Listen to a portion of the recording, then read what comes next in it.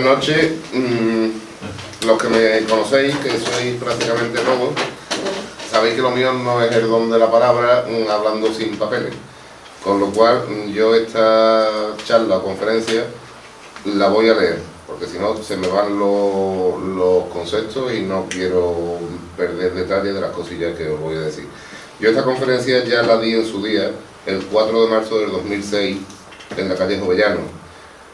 Está modificada en algunas cosas, porque en algunas de las cosas que dije en su día pues hacía referencia a situaciones políticas de la fecha, hablaba de Zapatero, hablaba de relativas cosas que ya hoy no vienen al caso. Pero bueno, si nos centramos en lo que es el objeto de la conferencia, que se llama La Patria, Concepto y Perspectiva Futura, como preámbulo debíamos decir que a la hora de definir el a priori abstracto concepto de patria, y como preámbulo tenemos que hacer referencia a determinados conceptos concretos que la conforman.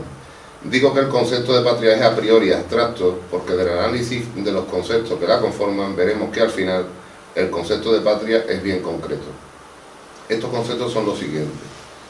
Como punto número 1 vamos a definir el concepto de nación. Para que exista la patria es necesario que primero exista lo que se llama una nación. El concepto de nación, aunque es un término que proviene de la doctrina liberal, hay que estudiarlo de forma piramidal, pero no en la forma de concepto del que dimanan sus componentes, sino de forma inversa. Esto es, tenemos que remontarnos a las células básicas sociales para poco a poco ir confluyendo en términos superiores que las determinen. Así, la célula primaria de la sociedad está constituida por la unión de un hombre y una mujer que se unen en matrimonio para formar la familia. La familia, entendida esta desde el prisma católico, único para nosotros, es la primera escuela de moral donde el hombre, dependiente de un padre y una madre, se forma religiosa y humanamente y desarrolla plena madurez emocional y psicológica como ser humano para convivir con los demás. La familia católica es sagrada desde el punto y hora que está bendecida por el amor de Dios para con quienes la conforman. Dentro de ella, y gracias a los valores morales y espirituales, el hombre y la mujer se dignifican como personas sociables. Cuando las familias se agrupan para vivir en un mismo lugar, se forman los barrios, que en muchas ocasiones tienen un origen gremial dependiendo de las profesiones u oficios de los cabezas de familia que los constituyen. Las asociaciones de vecinos, las peñas y las tertulias tienen su nacimiento dentro de la propia vida social de los barrios, y la necesidad de convivencia y otros factores como el religioso, el económico y la interdependencia social hacen que la unión de los barrios conformen la creación del municipio.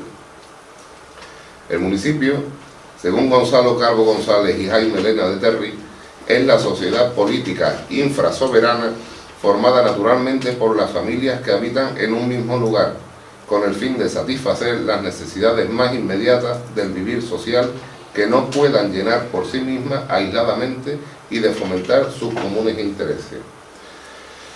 Su principal objetivo es la defensa de las familias que lo constituyen, de sus miembros y de sus intereses, velando por su desenvolvimiento y evolución social, cultural, moral y bienestar general de manera autárquica, con potestad propia e independiente, siendo soberano en la esfera local para cuando privativamente le concierne. Actualmente, la agrupación de municipios por provincia viene determinada por la primera división administrativa del Estado que tuvo lugar durante el llamado trienio liberal, bajo el mandato de Fernando VII, en 29 provincias, y a una segunda división en 49 provincias del año 1833 y a su muerte y durante la regencia de María Cristina. Esto no es más que una mera división administrativa que en ocasiones no se corresponde con el verdadero sentimiento municipal. Ejemplo de ello son, por ejemplo, las mayores afinidades existentes entre Sevilla capital con la Sierra de Huelva, que con la propia Sierra Norte, o las mayores afinidades existentes entre Jerez de la Frontera y San Lucas de Barrameda con Sevilla, mucho más que con Cádiz. Así pues, la afinidad natural entre municipios viene determinada más por la comarca que por la provincia. La comarca es una zona territorial delimitada por la integración de varios municipios próximos entre sí y con particularidades comunes, especialmente de tipo geográfico y económico, referentes a la explotación de los recursos naturales de la zona y el modo de vida de sus habitantes. La vida comarcal viene determinada no solo por el aspecto económico del que parte su origen, como pueden ser por ejemplo las comunidades de regantes, sino que homogeneiza a su vez otra serie de aspectos de diversa índole, como pueden ser la creación de partidos judiciales, el patronazgo de una determinada devoción popular sobre la zona, etc. En ocasiones, la comarca podrá asumir la representación política o administrativa de los municipios que la conforman ante organismos superiores, para lo que generalmente se potencia al municipio mejor centrado con las debidas condiciones de desarrollo, creándose así la capital de comarca. La afinidad histórica entre dos o más comarcas es lo que da el origen a la región. O sea, ya hemos visto barrio, municipio, comarca, región, vamos de menos a más, ¿no? La región, según los anteriores autores, es la sociedad política infrasoberana constituida por la agrupación de municipios integrados en comarcas, definida por características geográficas y étnicas peculiares, y más específicamente por peculiaridades de cultura, lengua o costumbres propias, que haya en el proceso histórico de su directa integración en la superior comunidad nacional el medio natural y necesario para el logro de cuantos fines de orden temporal no puede satisfacer por sí sola con sus propios medios. Las regiones son los antiguos reinos, principados, provincias, señoríos, condados o maestrazgos que gozaban de derechos propios de forma autárquica, gestionando cuantos intereses generales pudiesen desarrollarse con sus propios medios, siempre dentro de su ámbito territorial. Es evidente que si una región goza de unas características geográficas, climatológicas, económicas, lingüísticas, culturales, históricas e incluso étnicas propias, también es consecuente que goce de un ordenamiento jurídico consuetudinario que dimane de dichas peculiaridades, de forma que la regulación de una determinada cuestión en una región pueda llegar a ser completamente distinta a la regulación de la misma cuestión en otra región. Este conjunto de leyes propios de cada región, del que ya nos hablará Antonio en conferencia futura, de cada región, de cada comarca, de cada municipio, nacido de las propias familias, de las propias agrupaciones gremiales, en base a las necesidades y carencias propias de cada territorio, son los llamados fueros. La propia limitación de jurisdicción territorial de los fueros hace surgir en las regiones la necesidad de confederarse en organismos superiores para, sometiéndose a la autoridad de los mismos, poder relacionarse entre sí en igualdad de condiciones. Esta entidad superior al ámbito de la región es la nación. La nación es una confederación de regiones que, sorprendidas en un momento de su desarrollo por una necesidad poderosa que ellas no pueden satisfacer por sí mismas, se asocian a otras y se intercomunican algo de sus vidas y se hacen partícipes de ellas. Según Vázquez de Mella, este no es el único carácter que la define, ya que para que exista realmente la nación se necesita que esa confederación fructifique en el tiempo, creando una historia común que funda los espíritus regionales en un cierto decálogo y en un cierto símbolo que impere sobre las voluntades individuales, estableciéndose así una comunión espiritual que refuerce la unión. Esa comunión espiritual no es algo impuesto, sino el resultado de la fusión voluntaria y espontánea de razas, lenguas, territorios y costumbres en el discurrir de los siglos, que deriva en la formación de una historia general común a todas las regiones, e independientemente de cualquier otra región no confederada. Para la administración de los recursos y el gobierno de este ente superior, la nación necesita crear una unidad jurídica y económica que, respetando los fueros propios de cada región, regule lo común de todas ellas, estableciendo así un entramado administrativo destinado a garantizar un poder público independiente. Ahora bien, sería un error llegar a confundir el término nación con el de Estado, ya que la nación es una entidad que no se puede crear artificialmente, que es indisoluble, indivisible e invariable. El Estado, por el contrario, es principalmente una unidad jurídica siempre incompleta, que puede llegar a tener una actividad opuesta o contraria a la propia nación. El Estado varía constantemente, puede ser divisible, como por ejemplo la nación alemana, que está dividida en dos repúblicas, la federal y la democrática. Puede ser constituido en cualquier momento, modificado sucesivamente, es susceptible de cambios históricos y políticos y puede llegar a ser extinguido. La nación es primero, el Estado es después. El segundo es fruto de la primera, pero no a la inversa. En palabras de Vázquez de Mella, donde quiera que haya una soberanía política independiente, existe un Estado, pero no constituirá una nación. Llegado a este punto, el propio Mella hace un siglo formulaba y contestaba a una pregunta de rabiosa actualidad. Decía, ¿es España un conjunto de naciones regida por un solo Estado? ¿O es una nación que, comprendiendo una variedad opulenta de regiones con personalidad bien marcada, debe tener un solo Estado que represente su unidad? Yo creo que España es un conjunto de regiones que han confundido parte de su vida en una unidad superior que se llama España. Y esa unidad histórica tiene derecho a que la rija un solo Estado. Esto decía Vázquez de Mella hace un siglo. Los catalanes seguimos diciendo que son una nación. Una vez dado el primer paso, que no es otro que la definición del término nación, a continuación pasaremos a esbozar brevemente los antecedentes históricos que dieron lugar al nacimiento de España como tal. Sin ánimo de dar una clase de historia y obviando la situación geográfica y política de los pueblos peninsulares anteriores a la Reconquista, partiremos del gran logro que llegaron a cabo los reyes católicos. El matrimonio entre Isabel I de Castilla y Fernando V de Aragón vino a unificar los distintos reinos existentes en la península, no por un capricho de reyes, sino porque cada uno de ellos, independientemente, eran reyes de todo el territorio peninsular. Así, Isabel I de Castilla, por el hecho de ser reina de Castilla, lo era a su vez de León, reino que abarcaba todo el noroeste peninsular, de los llamados reinos de Taifa, de Sevilla, Córdoba, Málaga, Almería y Jaén, del Principado de Asturias y de Canarias. Por su parte, Fernando V de Aragón, por el hecho de ser rey de Aragón, lo era a su vez de Navarra, Valencia, Cataluña, Rosellón, Cerdeña, Baleares, Córcega, Sicilia y Nápoles, del Condado de Barcelona y del Señoría de Vizcaya.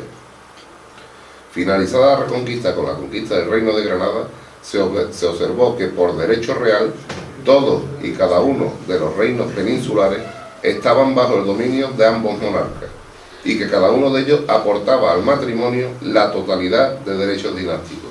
De ahí surgió el lema de tanto monta, monta tanto, Isabel como Fernando, que en el sentido de que tanto uno como la otra y viceversa, constituidos en matrimonio, eran reyes de España.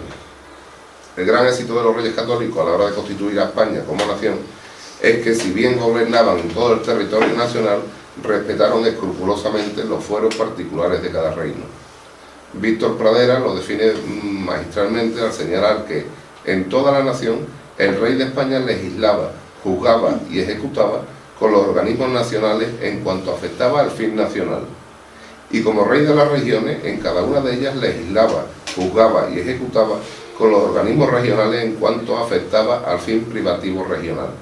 De la unidad nacional era prenda la concurrencia de la misma persona física de la corona española y de las regiones. De la variedad foral era garantía la coexistencia de los diversos órganos de gobierno. Hasta el momento hemos visto lo que era el nacimiento de España como nación debido a la confederación de regiones que buscaban un fin común y al abrigo de una monarquía común a todas ellas, aglutinante de la autoridad política y administrativa. No obstante lo anterior, existe un nuevo factor determinante que va a homogeneizar definitivamente esa unidad nacional. Ese factor determinante no es otro que la religión. Es más, podría decirse sin temor a errar que el motivo primario que dio lugar al nacimiento de los reinos peninsulares y como consecuencia de ello al nacimiento de la monarquía española fue la defensa de la religión católica frente a la dominación musulmana de las tierras de España. Si bien es verdad que durante la dominación musulmana y durante la práctica totalidad de la Reconquista, las tres religiones fundamentales, cristianas, judaicas y musulmanas, convivieron independientemente pero con cierta armonía, en el momento de la expulsión definitiva de los moros de la península, la corona representada por los reyes católicos comienza una labor de unificación religiosa en torno a la cruz de Cristo. Yo sé que esto puede parecer un poquito rollo, pero va encaminado a lo que es al final el concepto de patria. Esto llevó a una auténtica conversión religiosa de muchos de los habitantes peninsulares que no quisieron abandonar sus hogares. y sus tradiciones, y también al éxodo de otros muchos que, a pesar de su arraigo secular en tierras hispanas, antepusieron la fidelidad en sus creencias religiosas al mantenimiento del estatus que mantenían. Es a partir de esa unificación religiosa cuando los pueblos de España adquieren verdadera conciencia de nación, al amparo de una unidad territorial, unidad monárquica y unidad de fe. Es entonces, precisamente entonces, cuando se empieza a hablar de la patria, y abanderados por ese concepto, España comienza a expandir sus dominios en el descubrimiento, colonización y evangelización de América, de Asia y de África, y con el tiempo en el dominio del Mediterráneo contra los turcos y la lucha contra el protestantismo en los Países Bajos. El concepto de patria, y vamos ya al meollo de la cuestión, que etimológicamente procede del latín patria, y a su vez del griego patris, que significa descendencia de padre, viene definido por la Real Academia de la Lengua Española como la nación propia de cada uno, con la suma de cosas materiales e inmateriales, pasadas, presentes y futuras, que cautivan la amorosa adhesión de los que han nacido en ella.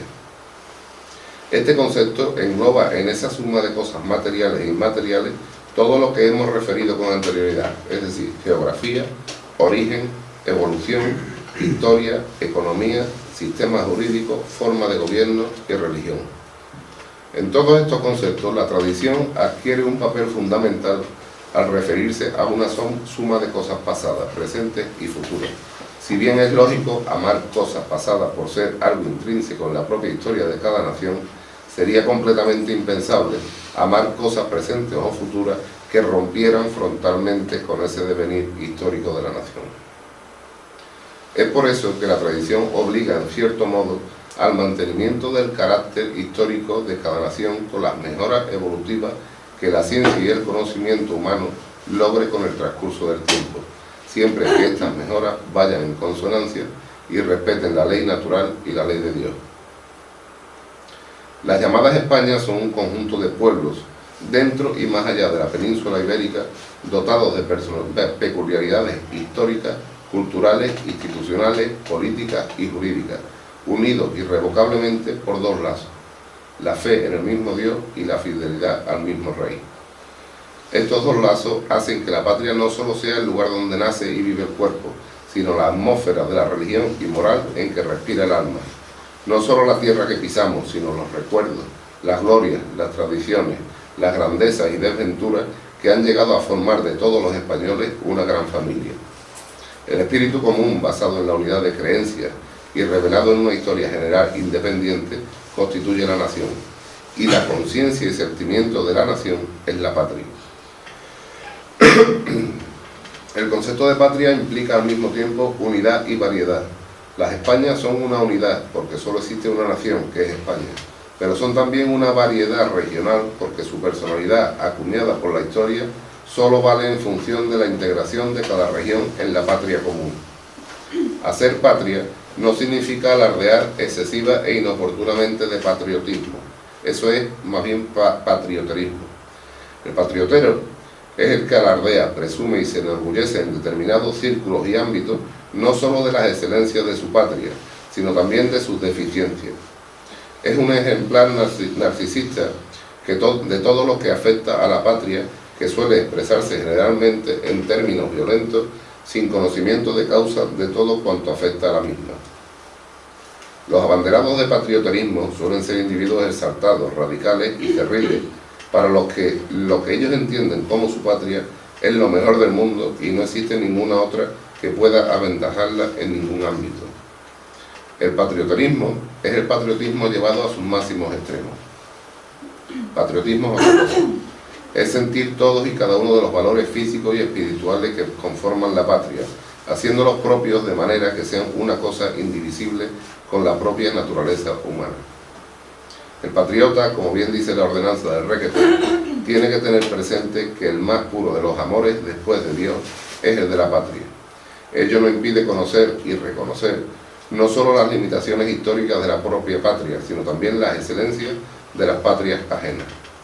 Para el patriotero, lo suyo es lo mejor, y nada de lo ajeno puede superar a lo que procede de su patria. Para el patriota, su patria es lo más amado, pero reconoce que en el exterior puede haber cosas que igualen o superen a las existentes dentro de ella. Como ejemplo de ello, podríamos considerar que mientras que el patriota puede llegar a admirar la puntualidad británica o la capacidad de trabajo germánica o el refinamiento francés, para el patriotero, nada de estos valores tienen la menor importancia ni tienen comparación con los valores de la patria propia. Pero parece evidente que si el concepto de patria, tal y como nosotros lo entendemos, viene vinculado a 4 conceptos determinantes que son el territorio nacional, la tradición monárquica, la propia historia y la religión católica, los enemigos patrios son todos aquellos que ataquen directa o indirectamente a estos 4 conceptos.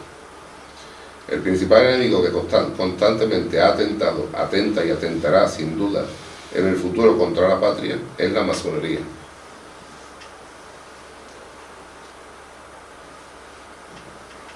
Para Ramón Nocedal, la masonería es una conjuración criminal y perversa, secreta y arteramente extendida por toda la tierra para destruir la sociedad, la familia y la propiedad cristiana en provecho de la avaricia, la ambición y el odio de herejes y judíos.